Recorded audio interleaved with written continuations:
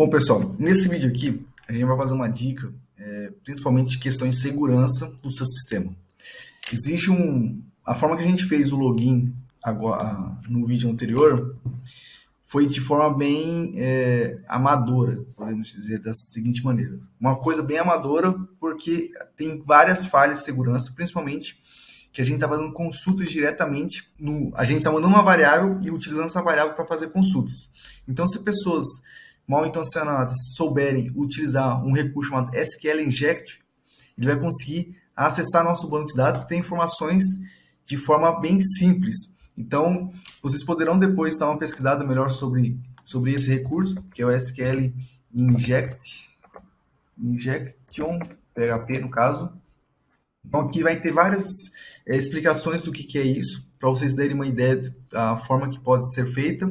E para a gente evitar esse tipo de problemas e aumentar nosso nível de segurança, a gente vai usar um método do próprio MySQL que ele já tem, que é o Prepared Statements. O que ele faz, basicamente? Ele prepara todo o nosso insert, o nosso select, ele vai preparar as variáveis que estão sendo recebidas. Ou seja, se a gente mandar uma variável X, ele vai verificar se aquela variável está dentro do conforme para evitar qualquer tipo de falha de segurança. Então, o que acontece? Aqui eu deixei até aberto aqui já a tela, né, explicando sobre essa questão do Prepared Statements. Então, aqui já tem uns exemplos. Então, a gente basicamente vai usar esse exemplo aqui como partida inicial. Então, o que a gente vai fazer? Eu vou pegar aqui, eu vou usar o mesmo recurso que a gente estava usando, para basicamente, ao invés de ser carry, a gente vai utilizar o prepare. E aqui, se vocês repararem, a gente não passa o parâmetro, a gente passa a interrogação. Então, conforme o número de parâmetros que a gente vai ter no nosso código, a gente vai passar parâmetros. Então, para essa situação aqui especificamente, eu vou fazer o seguinte, eu vou vir aqui, vou mudar isso aqui para prepare, ok? A forma que está aqui. E aqui, ao invés de passar essa variável, eu vou simplesmente passar um ponto de interrogação. E o detalhe, então aqui, esse resultado aqui, eu vou mudar esse nome, vou colocar STMT, que é Statements. Então, basicamente, a gente criou uma variável nova, tá bom? Está recebendo esse valor.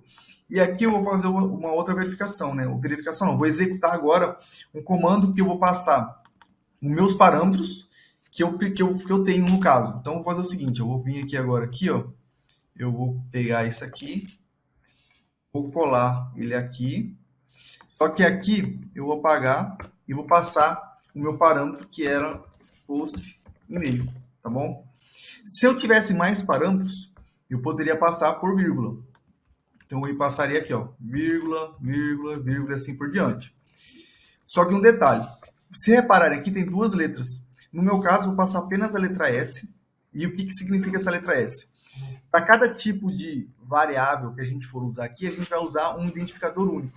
Então, qual que seria esse identificador único? Por exemplo, se eu subir aqui, ó, ele está falando que a gente usa a letra I quando é um campo de número inteiro, a letra D para quando é um campo double, que é um número flutuante, que é 10 ponto alguma coisa, a letra S para tipo string, que é o nosso caso, e a letra B para tipos de arquivo, que são tamanhos maiores, que são os tipos blobs. Então, o que eu vou fazer aqui? Imagina se eu estivesse agora mandando a senha também. Se eu estivesse enviando a senha também nessa consulta aqui, ó, colocar aqui, por exemplo, password, colocaria ponto de interrogação, correto? E aqui eu passaria também a senha.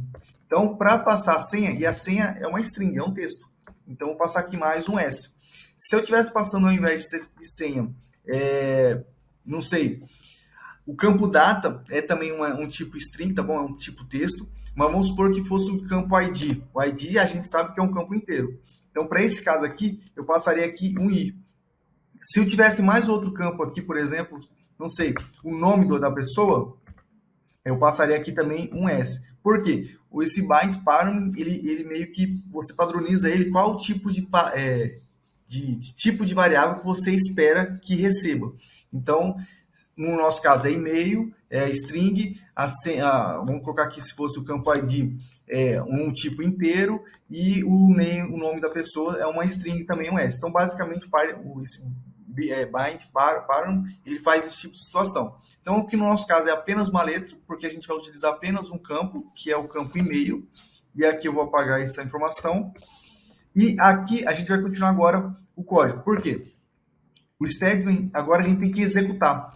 Antes, aquela opção do carry, automaticamente ele já executava tudo. Então, ele fazia todo um pacote para nós. Só que para quando a gente trabalha com esses statements, a gente precisa preparar nossa consulta, nosso insert, o que seja. No caso, a gente coloca esses pontos de interrogações. A gente vai mudar os pontos de interrogações, né, para o tipo de variáveis que a gente vai querer. Então, no caso, a gente define quais são os tipos de variáveis, seguindo aquele exemplo que eu mostrei atrás na documentação, e passamos os parâmetros. E aqui eu vou executar. Então, aqui nesse momento, aí sim ele executa. Então, o que eu vou fazer? O meu valor result agora aqui, eu vou pegar, vou criar uma nova variável chamada result, ok?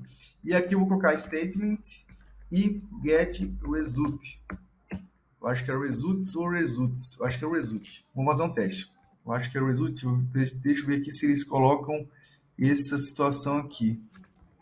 Get result.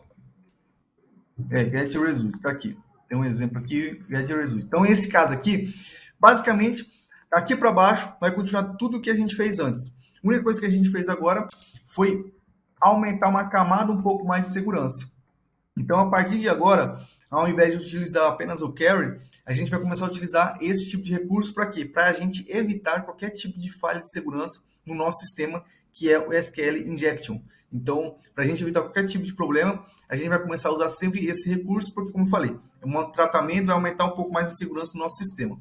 E daqui para baixo, aqui agora, continua tudo igual. Então, a variável result para baixo mantém da forma que estava antes, né? Como que era a mesma estrutura, porque tudo que aconteceu aqui nesse statement, a gente pegou o resultado dele e colocamos nessa variável, tá bom? Então, isso é só apenas um parênteses para a gente aumentar nosso nível de segurança no nosso sistema, e aí no próximo vídeo a gente continua a nossa série.